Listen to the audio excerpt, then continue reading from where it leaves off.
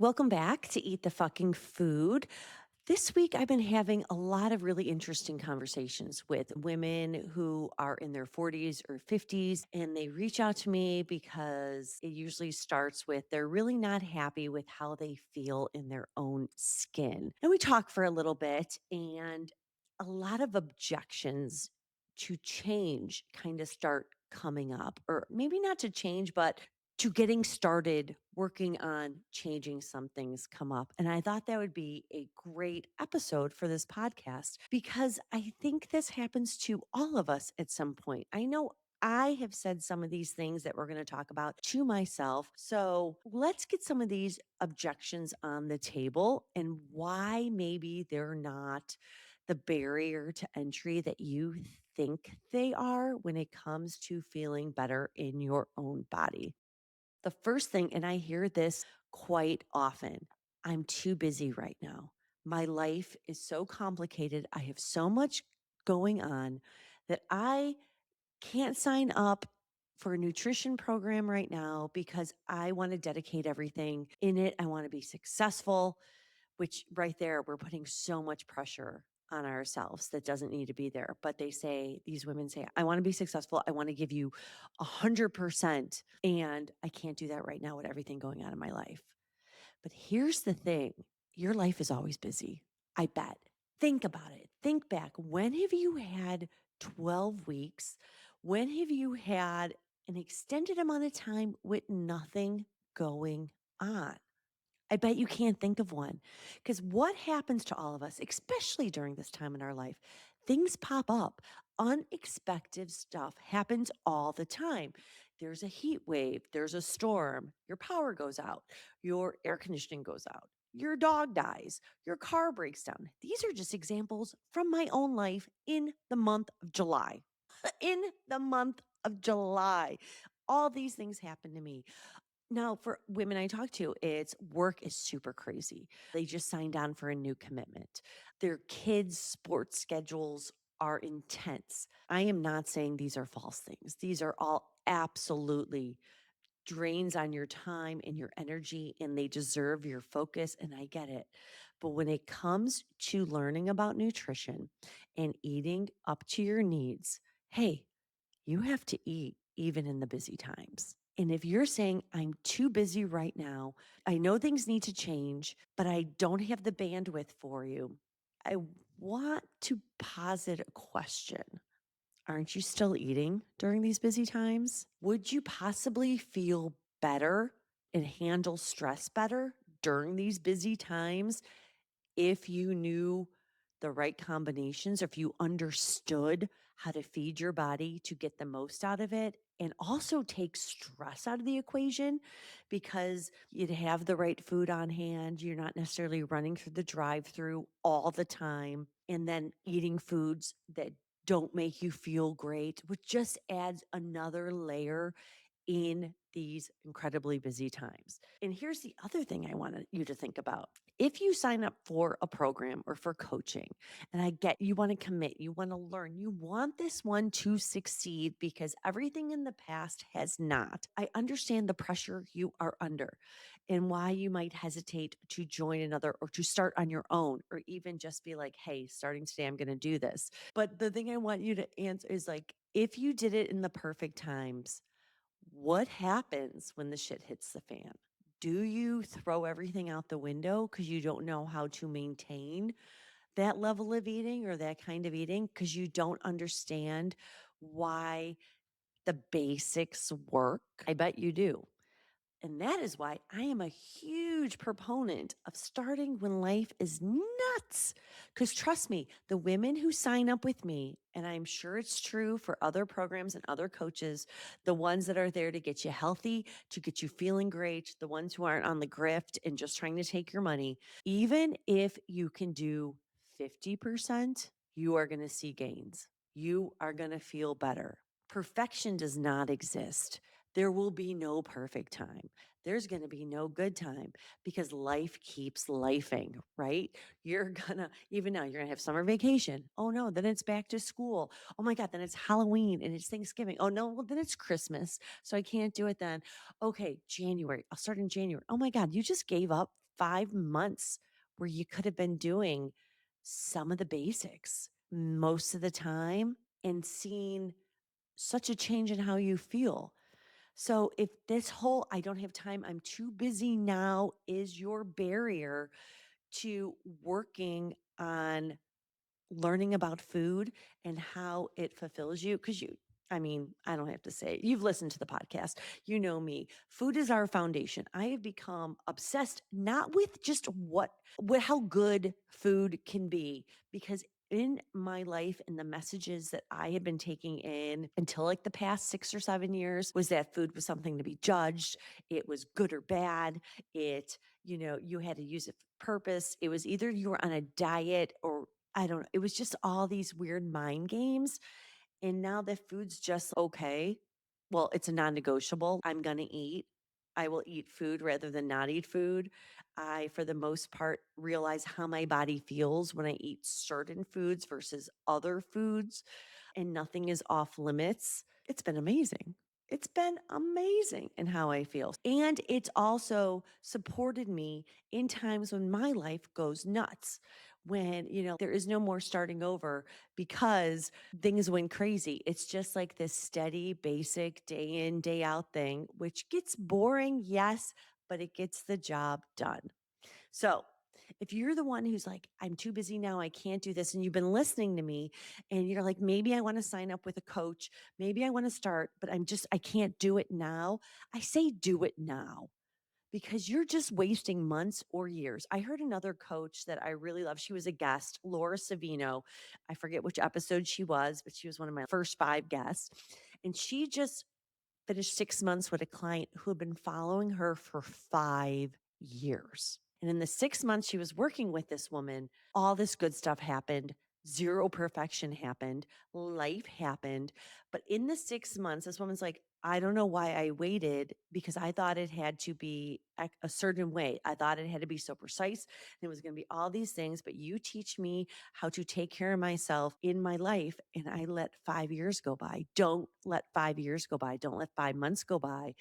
If you are ready to make a change, if you are thinking, "I don't feel great," do it now. Don't wait. All right. That was kind of a long rant for kind of a simple prospect, but I feel it needs to be said because I'm hearing it a lot lately. And guess what? Life's not getting simpler.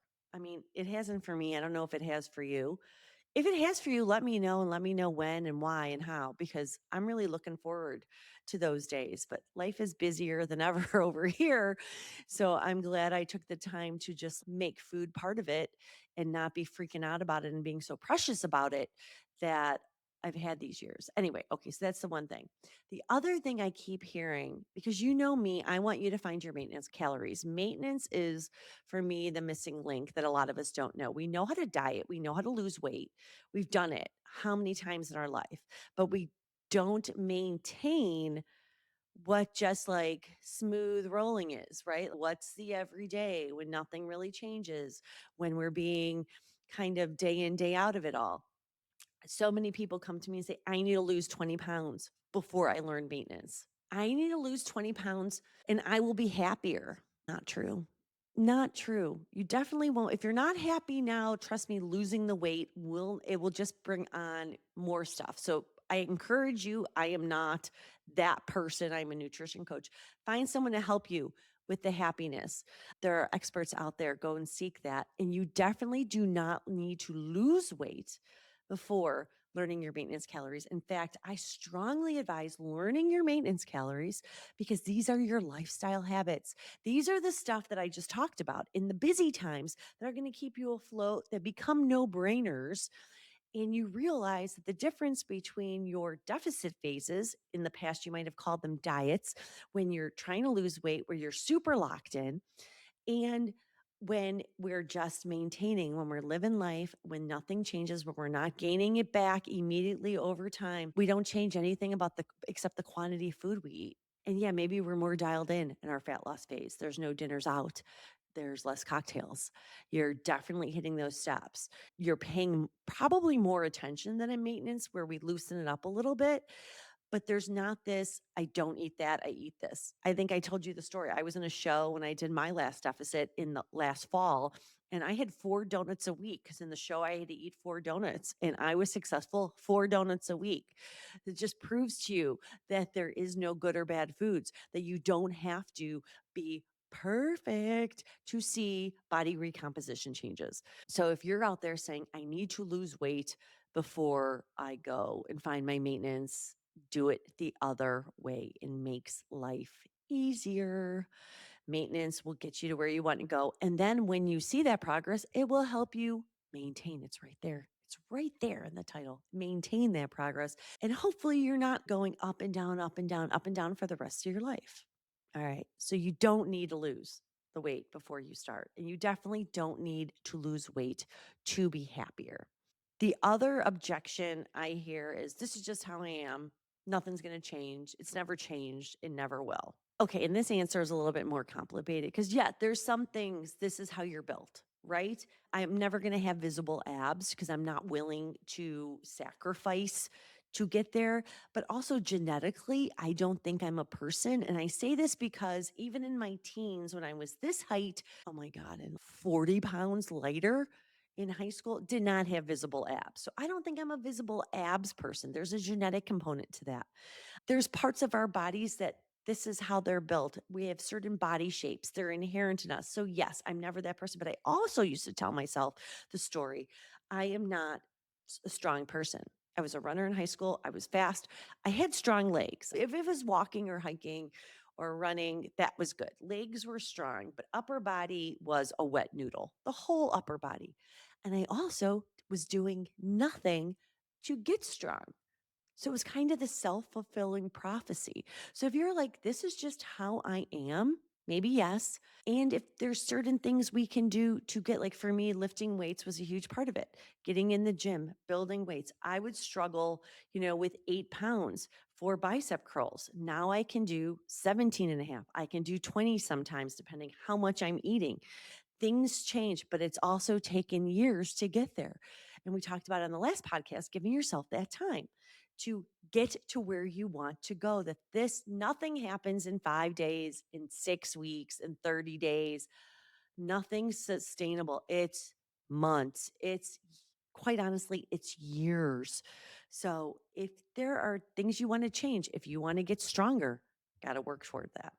If you want to feel better, in your body, and I'm taking scale weight off the table, making changes to your food, what you put on your plate is where you need to start.